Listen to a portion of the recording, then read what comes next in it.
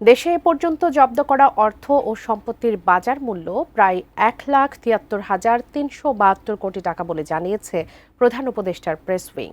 Foreign service একাডেমিতে এক সংবাদ সম্মেলনে বাংলাদেশ ব্যাংকের governor doctor Ahsan H Mansur জানান, লুটের এ টাকা ব্যবহারের জন্য তহবিল গঠন করা হবে। ক্ষতিগ্রস্ত ব্যাংকগুলোকে সহযোগিতার পাশাপাশি জনহিতকর কাজে ব্যবহার হবে এই অর্থ।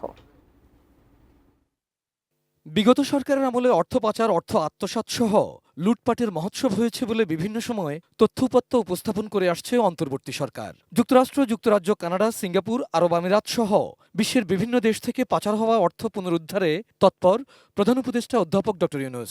সেই সাথে কাজ করছে বাংলাদেশ ব্যাংক, বিভিন্ন প্রতিষ্ঠান ও সংস্থা। আমরা অবহিত করি। রোববার দুপুরে ফরেন সার্ভিস একাডেমিতে এক সংবাদ সম্মেলনে জব্দ করা অর্থ ও সম্পদের একটি পরিসংখ্যান তুলে ধরে প্রধান উপদেষ্টার প্রেস উইং। সেখানে জানানো হয়, জব্দ হওয়া ১,৭৩,৩৭২ কোটি টাকার সম্পদের মধ্যে অস্থাবর সম্পদের পরিমাণ ৪২,৬১৪ কোটি টাকা। অ্যান্টিব্যাকটেরিয়াল অ্যাডিটিভ যুক্ত সেরা ওয়াটার ট্যাঙ্ক বিশুদ্ধ পানিতে ব্যাকটেরিয়া জন্মাতে দেয় না।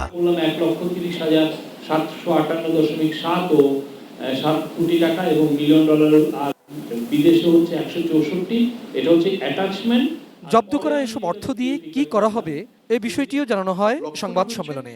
একটা ফান্ড প্রতিষ্ঠা করা, যে ফান্ডের টাকা দিয়ে ব্যাংকগুলোকে আমরা ক্ষতিপূরণ দিতে পারবো, কারণ ব্যাংকগুলো তো বিশালভাবে ক্ষতিগ্রস্ত হয়েছে, তাদের টাকাই তো লুট করা হয়েছে অনেকখানি।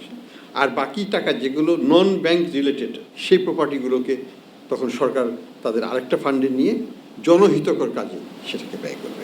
প্রয়োজনে আইন সংশোধন করে সব ধরনের আইনি প্রক্রিয়া সম্পন্ন করার পরই তহবিলের অর্থ ব্যবহার করা হবে বলেও জানান কেন্দ্রীয় ব্যাংকের গভর্নর। কিন্তু সবই আইনগতভাবে করা হবে, আইনের বাইরে নয়। এ সময় মোবাইল ফিনান্সিয়াল সার্ভিস নগদের জালিয়াতির কথা তুলে ধরে বাংলাদেশ ব্যাংকের গভর্নর বলেন, যারা জালিয়াতি করেছে তারাই নগদের নিয়ন্ত্রণ নিয়েছে।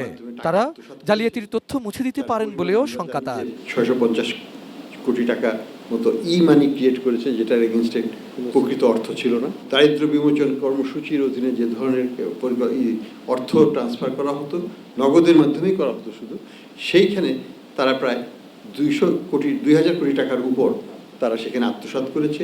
তারা তাদের যে অপকর্মগুলো করেছে সেগুলোকে মুছে ফেলার চেষ্টা করে। Abul Kalam Azad, ATN news, Dhaka.